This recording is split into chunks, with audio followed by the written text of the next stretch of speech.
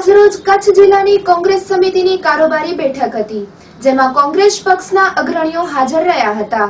કોંગ્રેસના રાષ્ટ્રીય નેતાઓ દ્વારા સૌરાષ્ટ્ર કચ્છ સહિત કાર્યક્રમો યોજી લોકવિશ્વાસ મેળવવાના પ્રયાસો આદરાયા છે, જે બાબતે જિલ્લા કારોબારી બેઠકનું આયોજન લોહાણા ભવન ખાતે યોજાયું હતું, જેમાં પ્રમુખ નરેશભાઈ મહેશ્વરી, ચંદ્રિકાબેન ચુડાસમા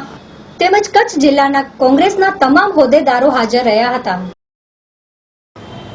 जिला कांग्रेस तरफ थी आज कारोबारी मीटिंग आयोजन करवामां आवेल छे।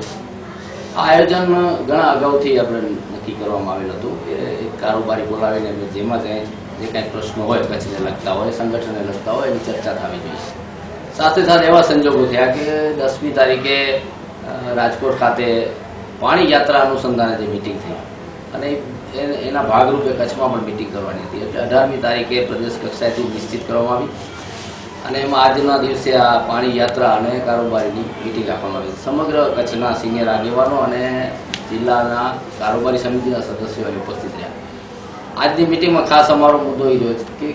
સમગ્ર રાજ્ય સૌરાષ્ટ્ર સાથે કચ્છમાં જે પાણીની જે મુશ્કેલીઓ છે એને વાચા આપવા માટે સમગ્ર તાલુકા કક્ષાએથી આવી યાત્રાઓનું આયોજન થાય। આજની મીટિંગમાં એવો નિર્ણય લેવામાં આવ્યો કે 26મી તારીખે દરેક તાલુકા મથકોથી સવારે 10 કલાકે આ યાત્રાનું આયોજન થશે અને તાલુકાના પ્રમુખશ્રી, વિપક્ષી નેતા, જ્યાં કોંગ્રેસ શાસિત તાલુકા પંચાયત છે ત્યાં કોંગ્રેસ પક્ષના તાલુકા પ્રમુખ, ત્યાં રહેતા જિલ્લા કોંગ્રેસના હોદ્દેદારો, જિલ્લા પંચાયતના સદસ્યો અને સિનિયર કોંગ્રેસના આગેવાનોની ઉપસ્થિતિમાં દરેક તાલુકા કક્ષાએ આવી યાત્રા આરંભાશે અને યાત્રાનો મુખ્ય હેતુ એ છે કે જ્યાં વાસ્તવિક ધોરણે જે પીવાના પાણીની મુશ્કેલી છે એ ઉજાગર કરી અને તંત્ર સુધી પહોંચાડશું, પ્રજાને મદદરૂપ થવાનો પ્રયાસ છે અને એની સાથે સાથે ત્યાંના જે કંઈ લોકલ પ્રશ્નો છે એ પણ જે કોંગ્રેસ પક્ષને મળશે, ઘાસચારો હોય, રોજગારીની વાત હોય કે અન્ય કંઈ પ્રશ્નો હોય જ્યાં એની પણ ચર્ચાઓ થશે, એના એવા મુદ્દા મળશે। અને આજની કારોબારીમાં અમારા બીજા જે મુદ્દાઓ હતા એમાં ખાસ કરીને જે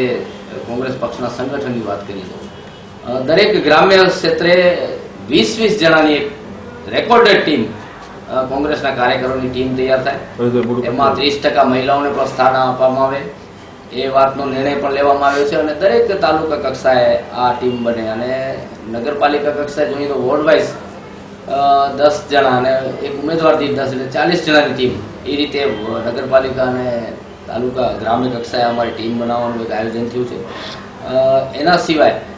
જ્યાં સેલ પાંખ